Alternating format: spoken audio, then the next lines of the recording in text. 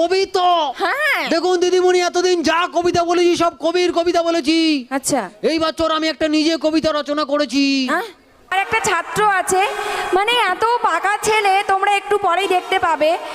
এখন ওই জন্যই আমার দুঃখ হচ্ছে যে ও এক্ষুনি এসে পড়বে, এসে পুরো আমার দেখতেই পাবে তোমরা কি জ্বালায় আমাকে। ছোটা বাচ্চা সবাজ কামছে নাটক রানারে দিদিমণি কুকু, এ দিদিমণি কুকু এসে গেছে। ছোটা বাচ্চা সবাজ কামছে নাটক রানা দিদিমণি কুকু তেরা তেরা তেরা তেরা তেরা তেরা তেরা তেরা তেরা তেরা তেরা তেরা তেরা তেরা ওই, এই কোথায় রে?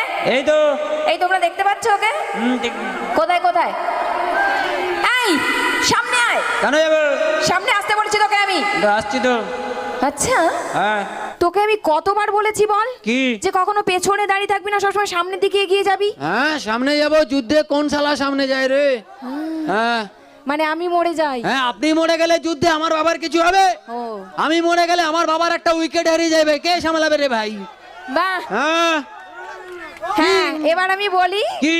এই আমার সেই ছাত্র, হ্যাঁ। এর নাম হচ্ছে পটল। আর আমার হচ্ছে এই সেই দিদিমণি, এর নাম হচ্ছে মুলো। এই চুপ কর, বদমাইশ ছেলে কোথাকার, সব পাকামো ছাড়া আর কিছু বোঝে না।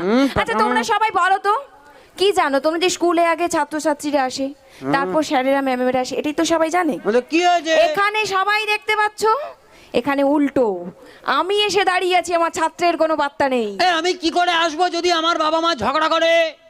বোঝো কথা, তোর বাবা মা ঝগড়া করছিল, হ্যাঁ। তো তোর আসতে দেরি হলো কেন? তো আমার একটা জুতো বাবার হাতে, একটা জুতো মায়ের হাতে, আমি কি পরে আসবো গো? এই এই রকম পাকামো করে, সব সময় পাকামো এ, করে। বলে পাখা ওই ওই সোজা হয়ে দাঁড়া, দাঁড়িয়ে আছে তো নাকি? আমি সোজা হয়ে দাঁড়াতে বলেছি। এর থেকে সোজা হতে গেলে বাঁশ লাগবে। বাঁশ লাগবে না? হ্যাঁ আমার এখন কি মনে হচ্ছে বলতো, কি বলবেন তো? এই যে সামনে বাঁশটা বাঁধা রয়েছে, হ্যাঁ। এখান থেকে আমি খুলি, দিয়ে তোমার পেছনে দাম দাম করে দুটো দিয়ে দিই। না, বাবা বলেছে কমিটির ছেলা মাছ জীবনে নিবি না, সবসময় আছলা মাছ নিবি। আমি ওই জন্য কমিটির মাছ নিই না। কি ছেলে, এটাকে নিয়ে না মাথা খারাপ হয়ে যায় আমার একদম। মাথা কারা। সব পড়াশোনা ঠিকঠাক করেছিস? পড়াশোনা বলুন না, পুরো একদম হিজিস করে বের করে দেবো, ফাটিয়ে দেবো। ছি, কবিতা মুখস্থ করেছিস? কবিতা। হ্যাঁ দেখুন দিদিমণি, এতদিন যা কবিতা বলেছি সব কবির কবিতা বলেছি।